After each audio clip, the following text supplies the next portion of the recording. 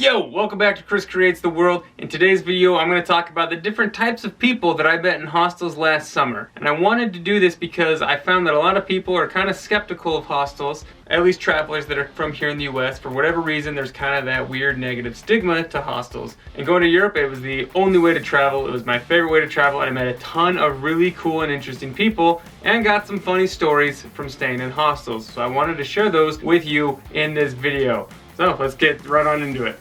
So if you're looking to stay in a hostel this summer or travel in Europe, these are some of the kind of people you will probably run into. So all these people, I am friends with some of them still. I'm not going to put anyone's names out there except maybe one of them you'll see later for their own personal reasons.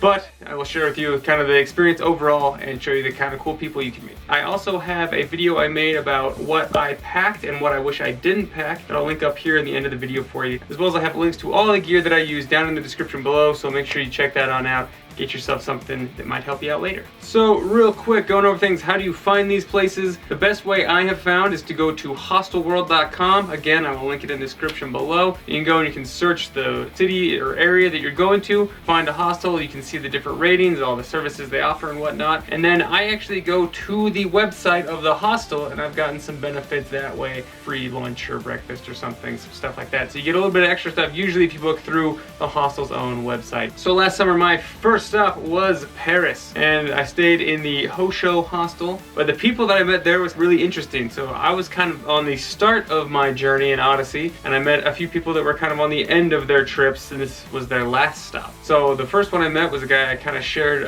bunks with, and he was super cool. He's this guy from New York. He had been over here for a month or two going through Spain and does some karate at home. So it was really interesting to hear his work life take in New York City and then see all the stuff that he saw in Spain and France. It was really fun to talk with him. Still friends on Instagram to this day. In that same room, there was a solo female traveler from Argentina. She was on the last little bit of her journey, and she had a bunch of cool recommendations about what to see in Paris. So she told me what she really liked, what was a little underwhelming. But her big thing was going to get a book and reading it and taking a nap under the Eiffel Tower on the grass. It was really kind of fun to see the reasons that people travel and get to make those different connections. I'm also really good friends with her on Instagram to this day as well. And then there was a German guy that stayed in that room with us. In his words, he had a few days off work, so he figured, why not go to Paris real quick? And he actually went to Versailles the day before me and then came back and was able to tell me some tips and stuff. And so that's a big part of staying in hostels, is even if you don't necessarily go and spend your whole day with these friends you're making, you can gain a lot of insights as to what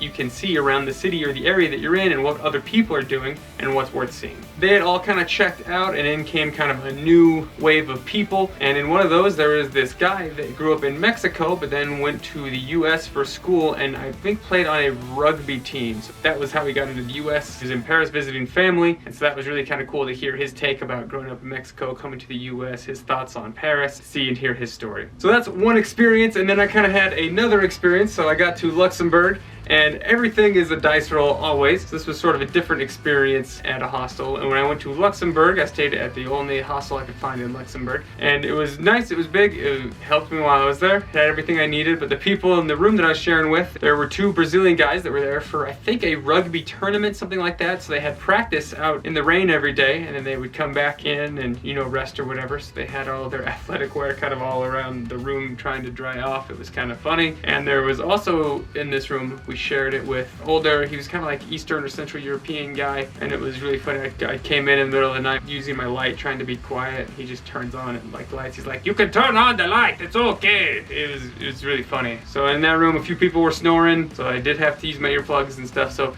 it's kind of a dice roll, you never know, but you know, you're living in a shared space with other people, so you do have to, you know, be accommodating, as well as I'm a weird guy myself. I probably do weird things that other people thought was weird all the time. You know, everyone's always pretty nice. You know, you're sharing a common space. No one wants to create any bad feelings. Then in Belgium, I went to a few different hostels. There's all kinds of different options. They were all super lively. There was one that was like on top of a bar that had like 30 people in it. And what's funny is when it's those big ones, ones, I feel like everyone would kind of hang out down in the bar area, and then there was like no talking or socializing up in the room. It was kind of like that's where you went to sleep, and if you were going to talk to people, you went downstairs. And so there's all kinds of different options, and then there was one that was pretty chill and relaxed, where it had like different camper vans for like private rooms you could rental. It was kind of funny. And in Belgium, I met some really good friends of the bucket list. I went and explored Bruges with them. I'll link that up here at the end if you guys want to see that. They're a British couple that was going around Europe in 80 days, and they have a bunch more stuff coming up from Asia and Australia that they're doing. So they're a fun travel couple from the UK that I got along with and spent a day with, and it was really fun to see a different YouTuber and meet them and see how they do things. So you can make lots of cool friends with different interests. And on that note, I also met a friend from Brazil that was a digital nomad and just travels around Europe doing different accounting work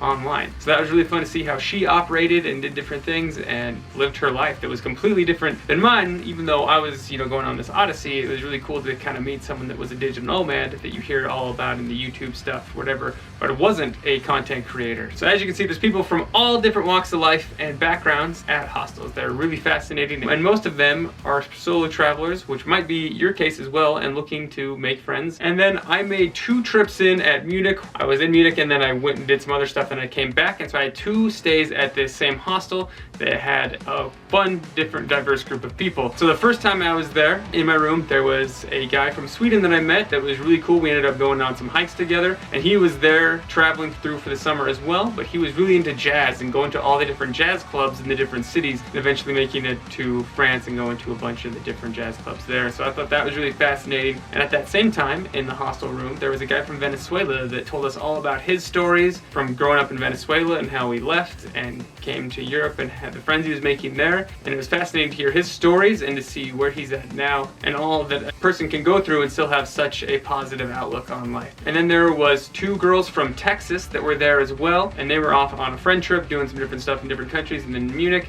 And there was a lot of times where all 4 or 5 of us were kind of just in the middle of the room talking about our different experiences. So you go out and have your own day out in the city, and then everyone's kind of back in there in the evening sharing different experiences about the city or about the past. Different stuff comes up in the news that you talk about, and it's a really cool way to make friends and meet new people that I am still in contact with to this day. And so they kind of filtered out during my time there, and then a new group of people kind of came in, and it was a bunch of British dudes on this like Bucks trip or whatever. I don't know exactly what it's called, but a bunch of young 20-year-old British dudes that were just, they were super loud, coming in super drunk late at night, and just like British dudes traveling. Beware, they're the rowdiest ones. Their reputation precedes them. Then I left and came back to this hostel, and I was in a different room, and it was cool. I met some other fun people. So this time there was an American couple traveling around, and we had kind of done the opposite thing. I had started in France and went to Normandy and went into Germany, and they had started over in Germany and some other places and were going over into France and Normandy. So we were able to kind of swap stories, and they were able to tell me about what to do in Budapest. So it was fun to be able to swap stories like that and show the different things that we'd seen. And in that same room, there was this Australian guy that was traveling solo that was really cool. He was kind of doing a similar thing to me, going all throughout Europe that summer on trains. And so we were able to share some stories about like, oh, I went hiking here, did some outdoor stuff here. And so it was really fun to be able to swap stories again and share that info. And then I was in Bratislava, Slovakia, and I stayed at a hostel there, and it turned out that I was in a room with a bunch of Finnish teens. So there's this group of teenagers from Finland that had came, and there was 6 bunks in the room, and there were 5 of them.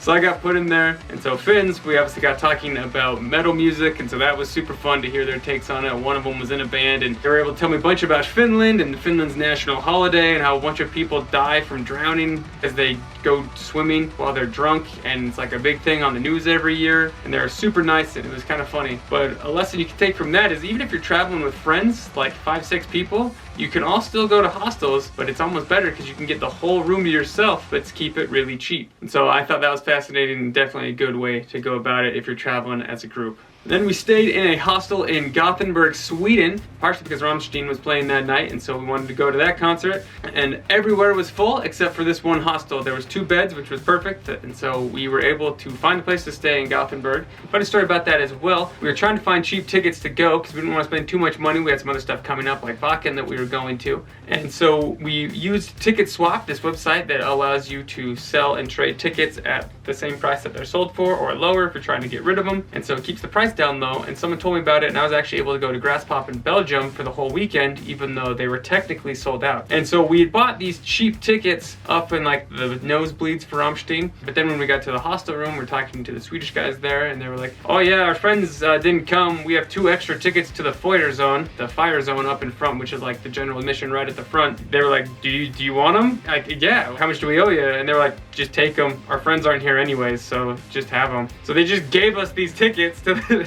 like the very front area of the Rammstein concert, and that would have never happened if we'd stayed somewhere else or didn't come. So they were super nice guys, and you never know who you can meet and what opportunities will arise when you stay in hostels. I'll try and link to Ticket Swap in the description as well. You can find it on your phone, and it's pretty convenient. I don't think it really works in the US, but it worked great in Europe, so if you're over there and you find a concert you want to go to, check that out. You might be able to save some money. And then the last stop that I made was in London, and it was kind of this fun, older looking building with a lot of different people in it. It felt like a big kind of hotel area, but it was definitely a hostel. Bunch of beds in the same rooms, but it wasn't that bad. But it was really fun to meet different people. It was kind of that same thing where we would go out, do our own things during the day, but then come back, and we had this group that wasn't even in our room. It was just these friends that we had made, and we'd sit out on the front steps and just talk till 1, 2 in the morning. There was this really outgoing guy from San Francisco that was a lot of fun to talk to. He was asking me all kinds of different questions about my travels and where I'd been, what I recommended, what was overrated, and he was really personable, and it was a lot of fun to talk with him and see his experiences as well. And in this group, there was 2 German women. They were both solo travelers from different places in Germany. One studied English, and so she had been to London like a bunch, and she was like the London expert, and she was able to give me all these different bits of knowledge and information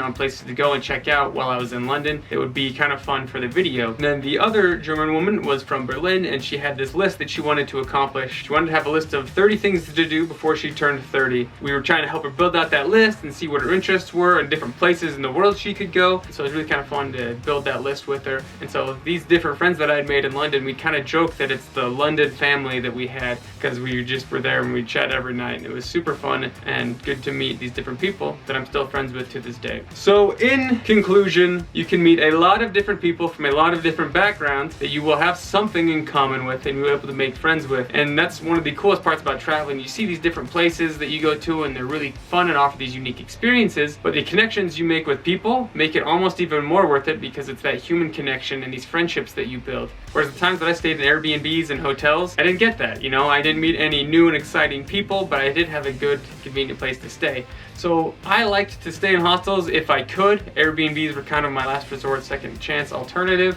as well as Couchsurfing if you're looking in to do that, which I had a positive experience with as well. So what do you think about hostels? Would you be interested in going to one now and staying in one? Let me know in the comments below what your fears are, what questions you have about hostels, and I'll see if I can answer them for you or even make a video about it. So like I said earlier, I will link to all the gear that I had and used in the hostels and while I was traveling Europe last summer down in the description below, so make sure you check that out. Get something that might help you save some space or have some more convenience and luxury while you're traveling out of a backpack. Guys, if you enjoyed this video, please remember to click subscribe and come hang out with us in the future for more videos. We got a bunch of good videos about Europe and Germany specifically coming up in the future, so make sure to click subscribe and come hang out. It's gonna be a blast. So hopefully you have a vision about the trip you want to go on and the journey you are about to experience, or as I say, the world that you're about to create. Whatever your vision is, go out there, make a little step towards it to accomplish your dreams. Get out there and go create the world.